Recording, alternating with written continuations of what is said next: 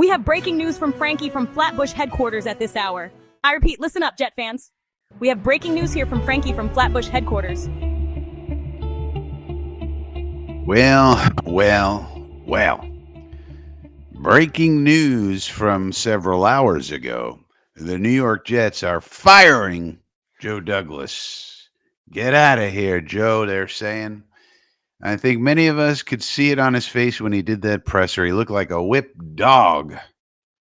When he came out and finally talked to the press after the trade deadline, he was dead man walking once we got rid of Robert Saleh and didn't inform or consult with Joe Douglas to do so.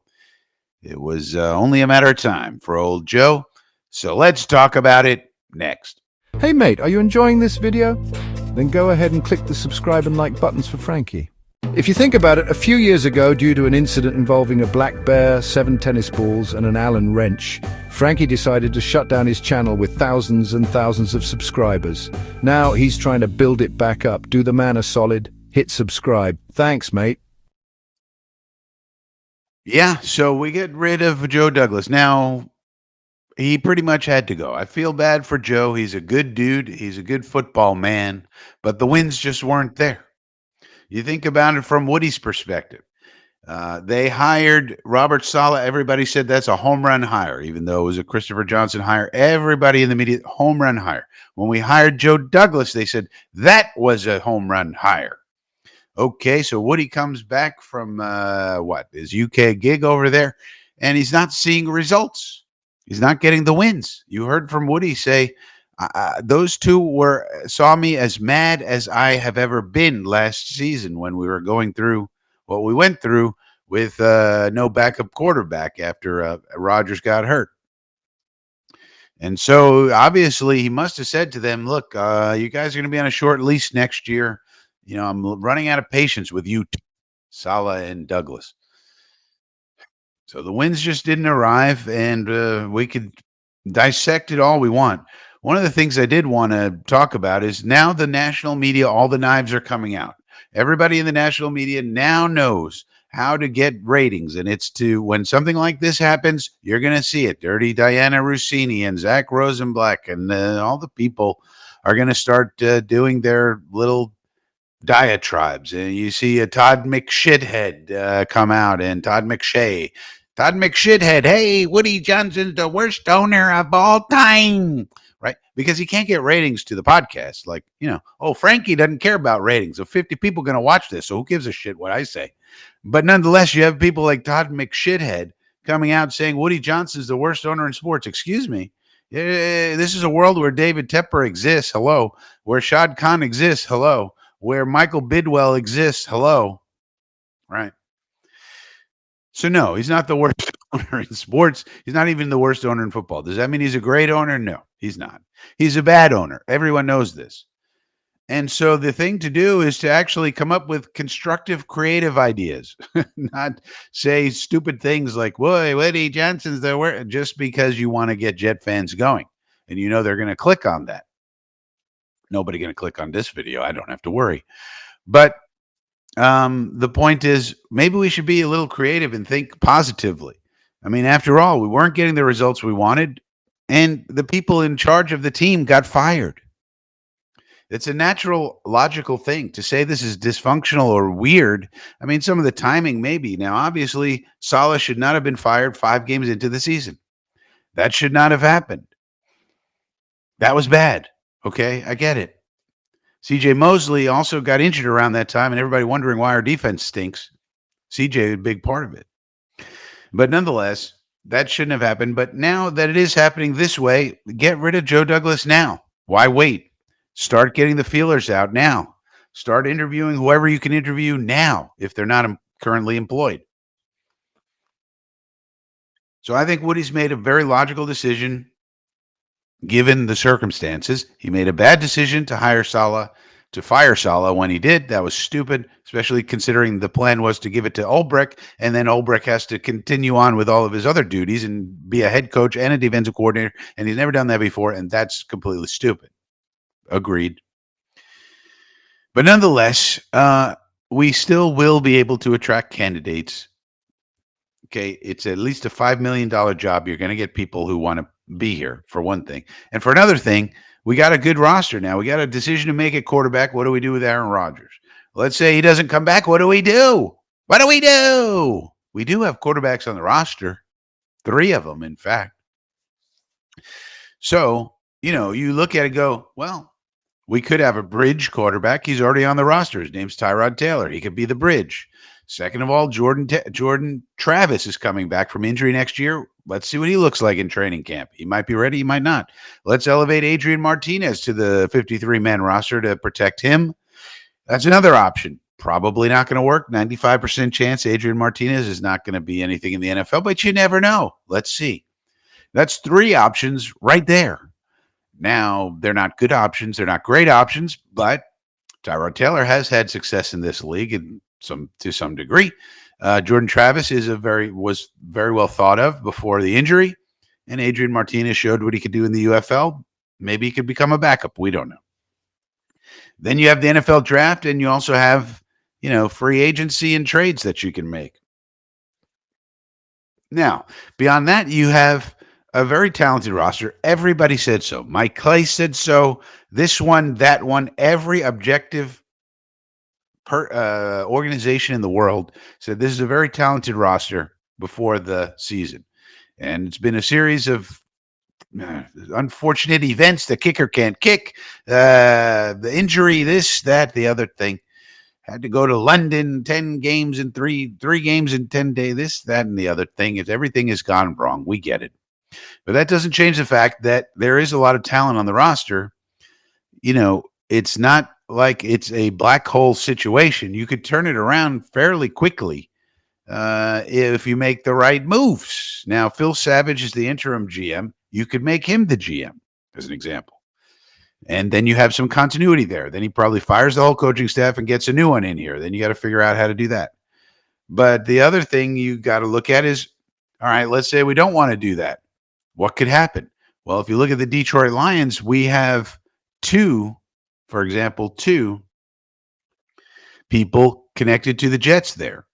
Did you know that? One of them is Aaron Glenn. Aaron Glenn is going to be a hot name. We did a tiered list of the candidates for head coaches on Sunday. Check out Coffee with Frankie. We're always doing fun stuff on Sundays, 10 a.m. This Sunday, we did a tiered list of all the head coaching candidates, and Aaron Glenn right up there. Of course, he has a connection to the Jets. He played for us, and he would be a first-time head coach, so that's not so great, but Woody loves first-time head coaches, so fits in there, and he's a hot candidate. Now, what's the second part? We can get a twofer. Do you know who the assistant general manager of the Detroit Lions is? It's a man named Ray Agnew. Why is that important? Because that man's son already works for the Jets. He's one of our scouting directors. So he has a connection to the Jets. Maybe we take Ray Agnew and Aaron Glenn. You make it a twofer. They already have a working relationship.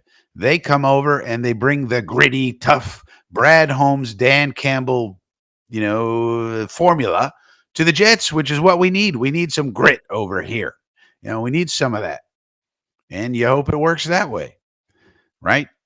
And given the state of the roster, given Woody's willingness to spend money, given all of that. Now, why else are people saying this is terrible, that Woody's the worst? Well, don't forget, Woody's an outspoken and visible supporter of Donald Trump, who just won the presidential election. There's a lot of people who hate Donald Trump and anything related to Donald Trump.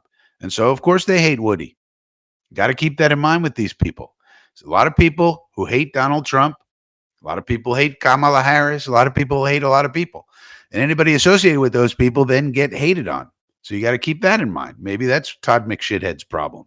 And by the way, we live in a world where Dane Brugler exists. What do we need Todd McShithead for? We really don't. So everybody knows that. So he's got some kind of podcast. So he's got to get viewers somehow. We already have Dane Brugler and Daniel Jeremiah and Bucky Brooks. And you want an independent one? Go for Dom C. Right? What do we need Todd McShithead for? We don't. And he knows that. So, go after Woody, get some ratings. But otherwise, the other thing that needs to be probably done is put a president of football operations in place over Jaime and over the new general manager. So it would be over, let's say we hire Ray Agnew, over him. And they would report to him. And that person should probably be somebody like Curtis Martin. We talked about Curtis Martin in a video earlier, and nobody's watching it. But nonetheless, Curtis Martin you could hire for that. And you could also let Curtis Martin into the ownership level of the squad, because he's part of the private equity firms that are allowed to invest in the teams now. So he and his group could buy into the Jets.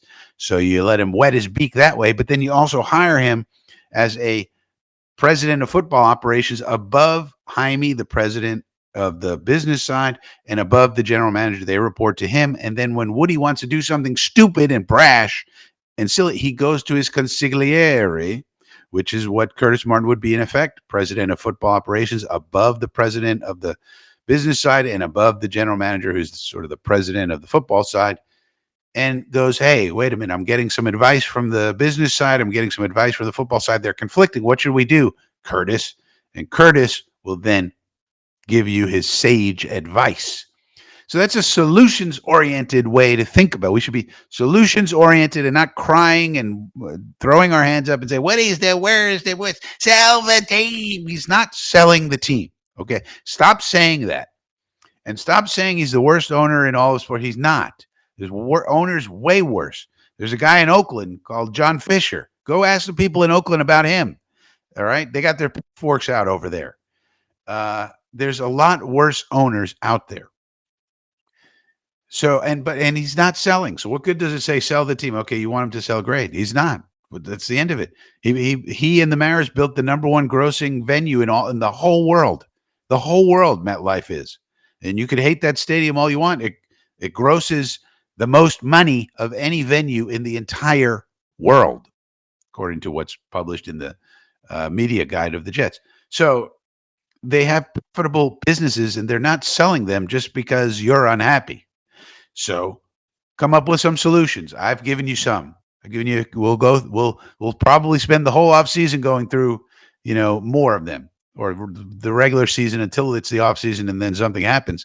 But I've given you now 2 concrete ideas probably nobody else is talking about, but old Frankie, and no one will fucking pay attention. But the point is, we could get Curtis Martin in here, okay, on the ownership level, and then president of football operations, a top executive position, number 1. And number 2, we could do a Detroit twofer. Ray Agnew, Aaron Glenn, let's get them in here. These are some ideas to change things around here, change the culture, and get this roster, which is in pretty good shape, not the best shape ever, but a lot of young talent. We do have to make some contractual decisions. We do have to let some people go. We have to bring some youngsters in. But it's not the worst roster situation out there.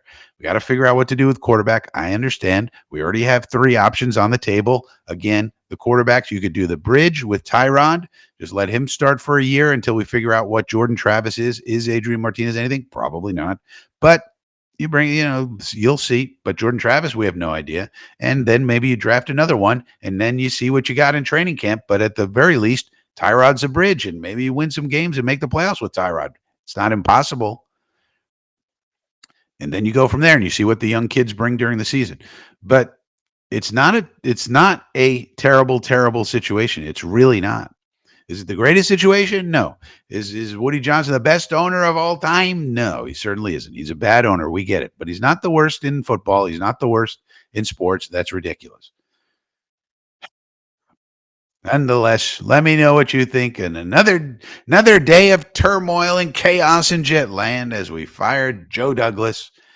And I wish Joe well. Just like I wish Robert Saleh well. They're solid football men. They're going to land on their feet and be just fine. And, I wish them well in their future endeavors. Thank you for your service. So it's kind of a sad day, but nonetheless, time to turn the page and look forward for New York Jet fans. Let me know what you think about all this in the comment section down below. If you're new here, subscribe to the channel. Trying to get up to 500 subscribers. We'd like your help with that, so please subscribe to the channel. If you don't want to do that, at least click like, click the thumb. Give it a like. And with that being said, I'll see you next time. And as always, stay frosty. Did you know that if you subscribe to this YouTube channel right now, you will get exclusive access to a drinking game called Hard Looks?